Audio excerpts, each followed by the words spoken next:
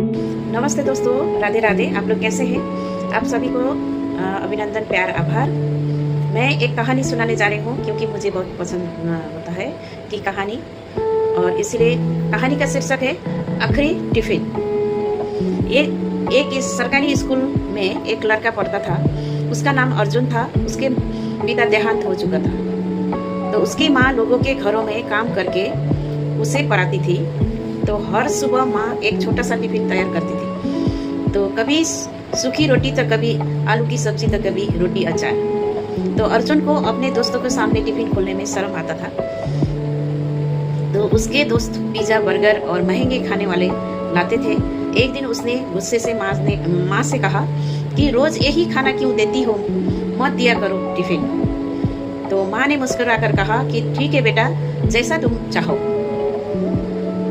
तो अगले दिन अर्जुन बिना टिफिन के स्कूल गया। दोपहर में उसे भूख लगी थी।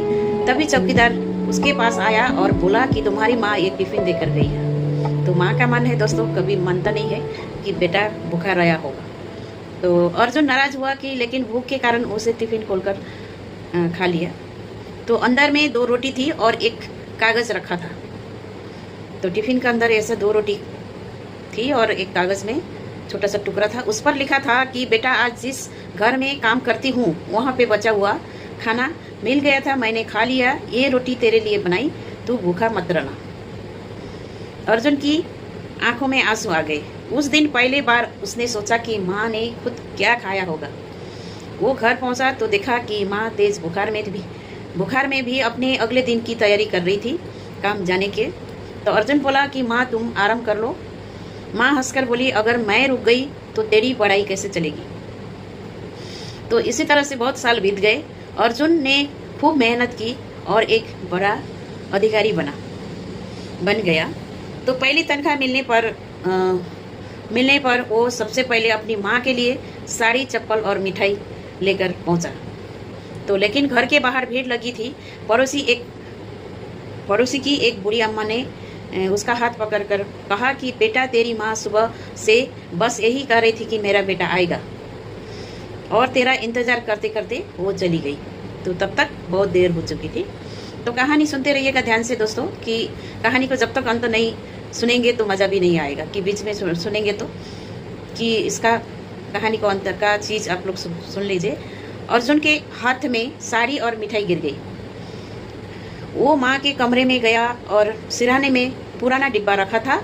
उसमें उसके बचपन की कॉपियाँ, टूटी हुई कलम, पेंसिल, उस स्कूल का पहला पेज और टिफिन का वही छोटा सा कपड़ा रखा था। तो ऊपर में एक चिट्ठी थी। तो चिट्ठी में क्या लिखा था कि बेटा, अगर ये चिट्ठी पढ़ रहे हो तो समझना कि मैं बहुत खुश हूँ। मुझे किसी चीज़ का अफसोस नहीं है। बस एक बात याद रखना कि जब तुम्हारे बच्चे हो तो उनके साथ खाना जरूर खाना। माँ बाप को सबसे बड़ा खुशी अपने बच्चों के साथ बैठ के खाने में मिलता है।